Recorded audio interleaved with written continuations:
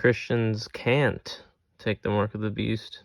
I've noticed a bunch of deceived idiots out there who say nothing but a bunch of lies and a bunch of unbiblical, man-made garbage.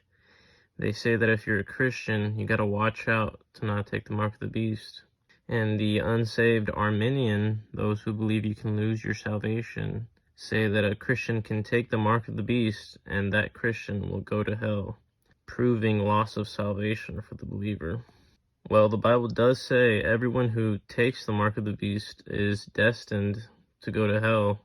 They will go to hell, whoever takes the mark of the beast. So it does seem logical, if you're a Christian and you take the mark of the beast, you'll go to hell. Well, the Bible doesn't teach that a Christian can take the mark of the beast. It actually teaches the exact opposite.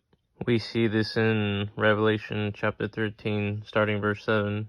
And it was given unto him to make war with the saints, and to overcome them, and power was given him over all kindreds, and tongues, and nations.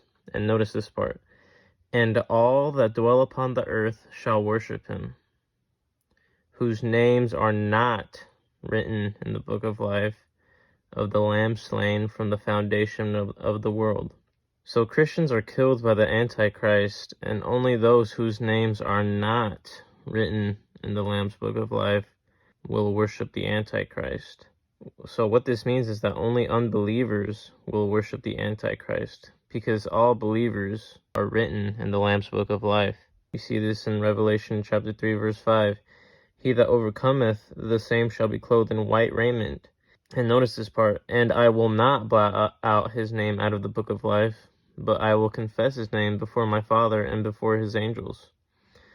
Alright, so he who overcomes will not be blotted out of the book of life. Alright, well, who's he that overcomes? 1 John chapter 5, starting verse 4, tells us, For whatsoever is born of God overcometh the world. And this is the victory that overcometh the world, even our faith. Who is he that overcometh the world, but he that believeth that Jesus is the Son of God? So believers are called overcomers, whose names are written in the book of life and will not be blotted out of the book of life. Unbelievers' names are not written in the book of life. Only unbelievers will worship the beast, as the Bible says. That's all I have. Christians can't take the mark of the beast.